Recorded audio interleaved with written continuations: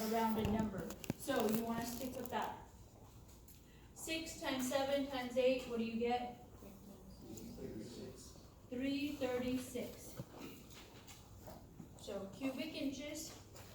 Now I need to convert that to cubic centimeters. I know in 1 inch there's 2.54 centimeters. And this is where I need to make sure I cube everything. Because I need cubic inches, which is inches times inches times inches, to cancel out with the same set. If I don't cube this, then I'm only canceling out one of those inch units, not all three. So I'm going to get to cubic inches, and then from there, I know 1 liter is 1,000 cubic centimeters.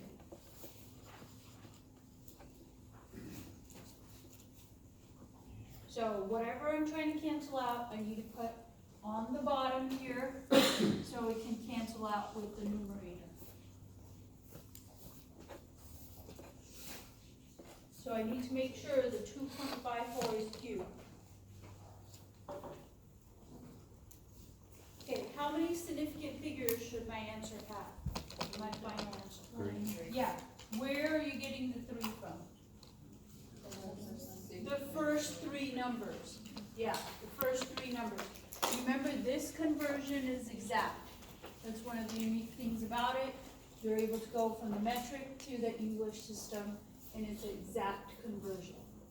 So here, what do I get? Starts with a 5.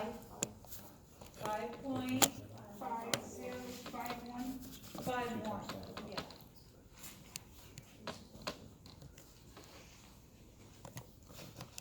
So 5.51 is going to be your volume in liters.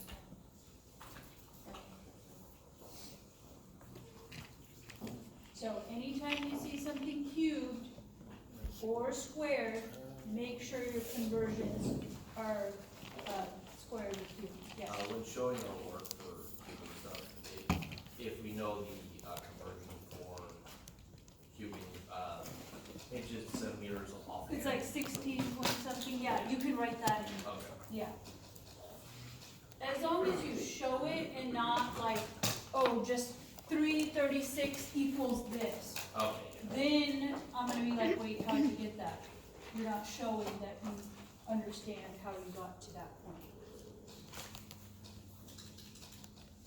Okay. Looking at density, what does it mean? Yes. Oh, it's going to be 6.00 times, because I'm doing length times width times height. I'm just figuring out the volume of the rectangular box.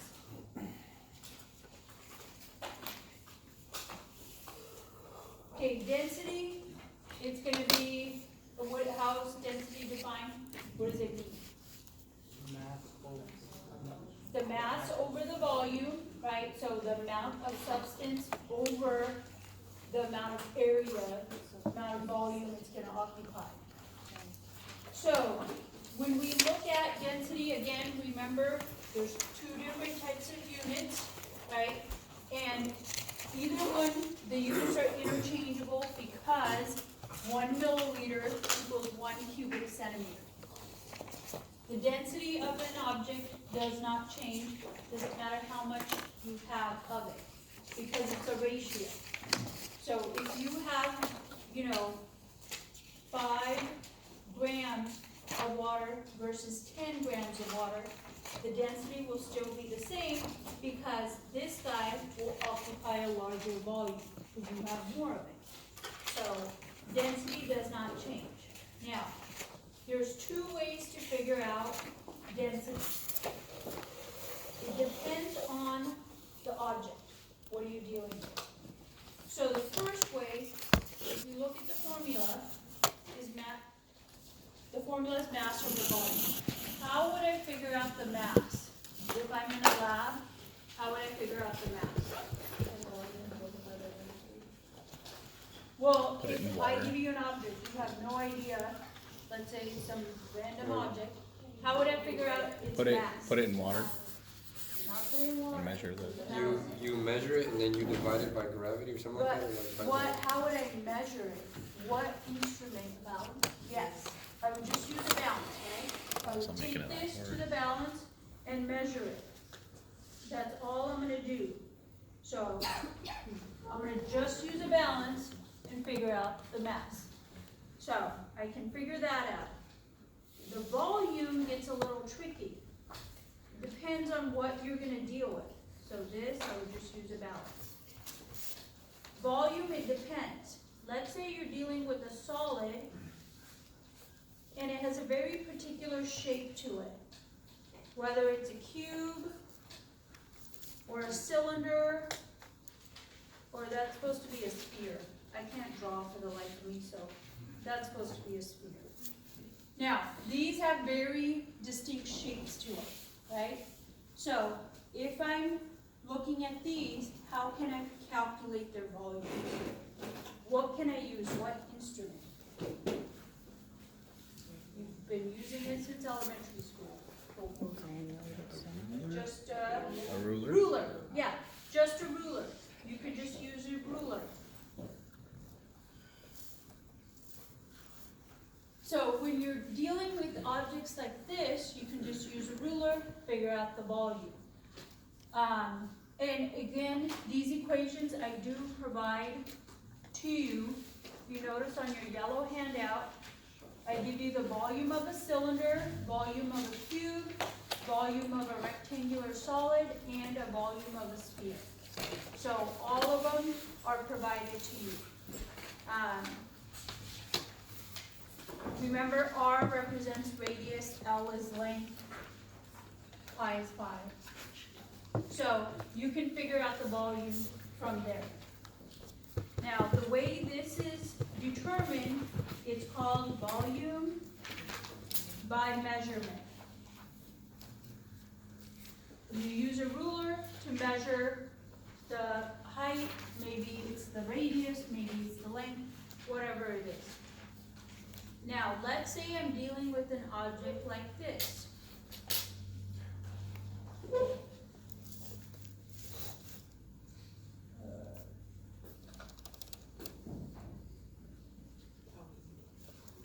Okay, I have no idea what the world that is, but it's a weird object. Now, do you think volume by measurement is gonna work well here? No, there's too many grooves, it has like a curve to it, it's just a mess, right? So volume by measurement, using a ruler, will not work. What you wanna do is volume by displacement. So, when we say displacement, we mean water displacement. What you're gonna do, and I'm gonna scroll up to show you this, you're gonna use a graduated cylinder. That's a graduated cylinder. So you're gonna use a graduated cylinder, you fill it up about halfway with water, so it's gonna have water in it. Then what you do is add the object in. So, I don't know, that's how my object looked. I'm gonna add that in. Now, the water or the object will only displace its volume. What should happen to the volume level? It should rise, right? And it's only gonna rise to its particular volume, meaning it can only displace its volume. Can't go any higher unless I add something else to it. So we start off with an initial volume of 50 milliliters. This one marks, just be like that, 50 milliliters. Now, once I added in my final, so the I just means initial, F means final, my final goes to 70 milliliters.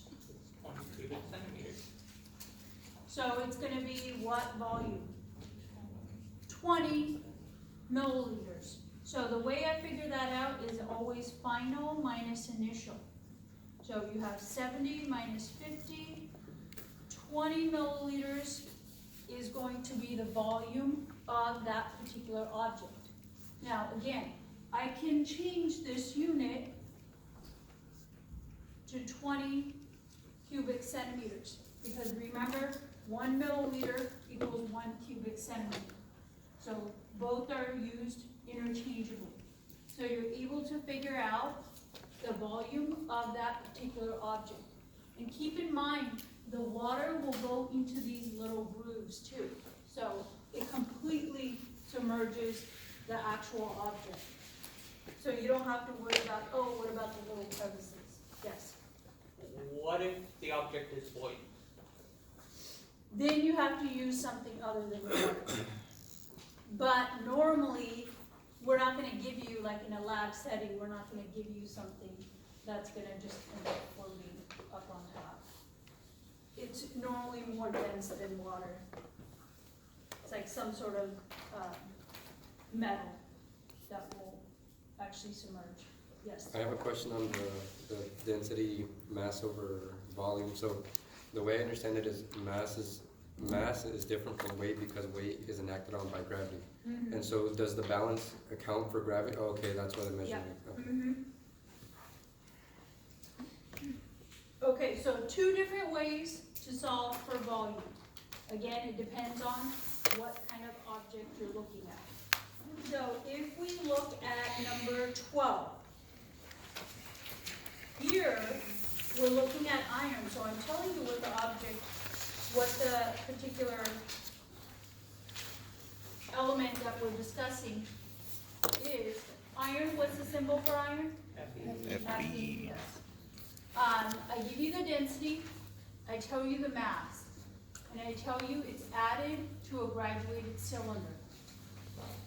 And the graduated cylinder has 75 milliliters of water. To what volume reading will the water cylinder rise? So they're asking for the final volume. They tell you the initial, and they want the final. So when I'm doing this, again, I always list what's given to me. This is like Bluetooth. I have mass 52.4 grams, and it says it's added to 75 milliliters of water. So that's my initial water level. And they want the final. Now, what's the equation for density again? Mass over volume. Now, here they're figuring out the volume by displacement. So, the way I'm going to figure out the volume is final minus initial. So, I just substituted that in.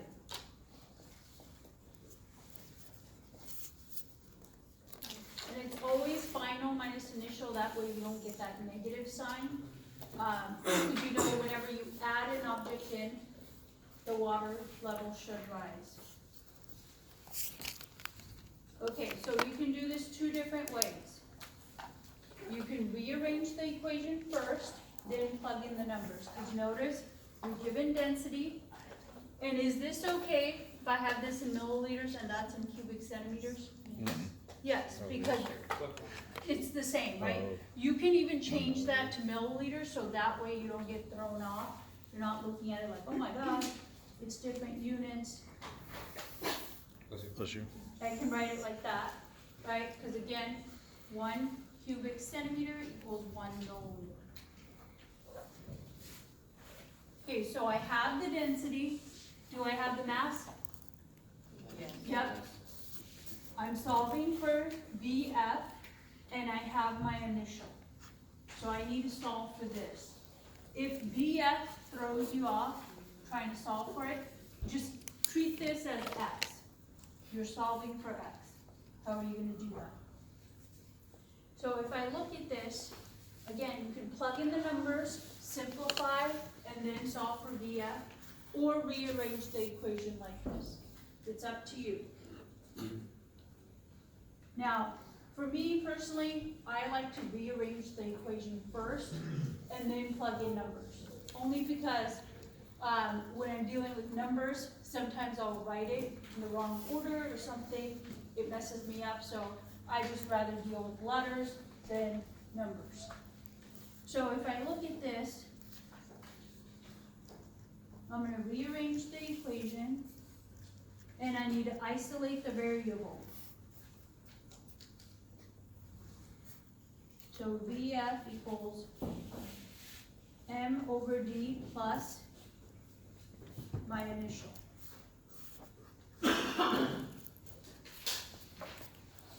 Okay, now all I have to do is plug and chug. Mass 52.4 divided by 7.87 plus 75. And I know my VF has to be higher than my VI, right? Because I added that object in. Should be a larger number than 75. If you get it smaller, you accidentally did something wrong.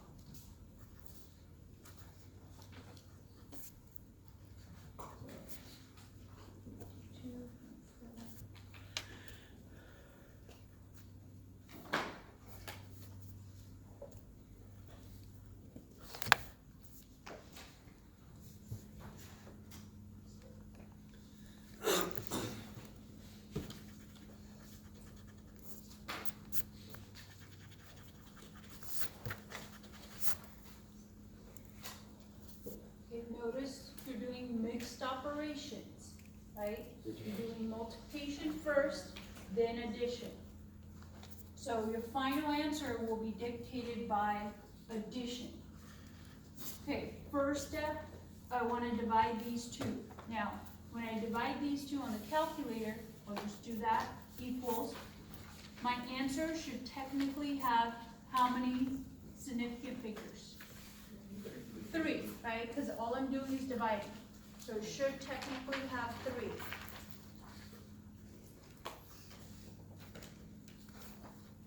So I get something like this. The cutoff is here.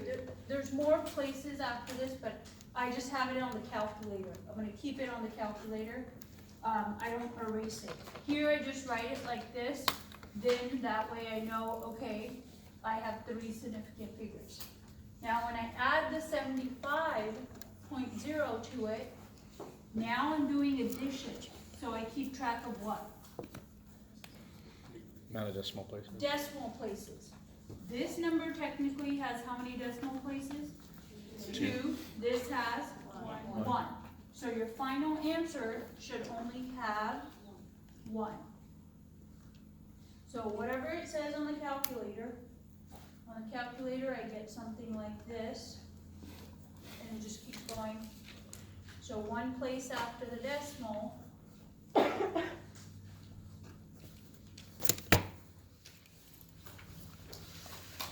you end up rounding. So this is the only part you round. You don't round at any other parts. You can just keep track of it till the very end. Yes? What does the 6.658 represent? Oh, just I divided 52. Oh, okay. You just did it separately. Yeah, I just wrote down like at least 4 to 5 significant figures, Okay. just so that when I'm doing this math, right, I can easily figure out, oh, that clearly has more decimal places than I need. That's going to dictate my final answer. Yeah. You don't necessarily need to do that. That's like a baby step. I'm just being very detailed about it, that's all. Yes? No, I divided these two, and then I add this number to the 75. I'm just adding the 75 plus the 6.6.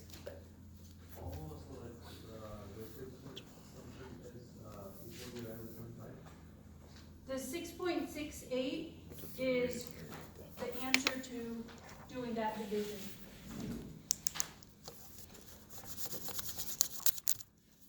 I'll write it like this.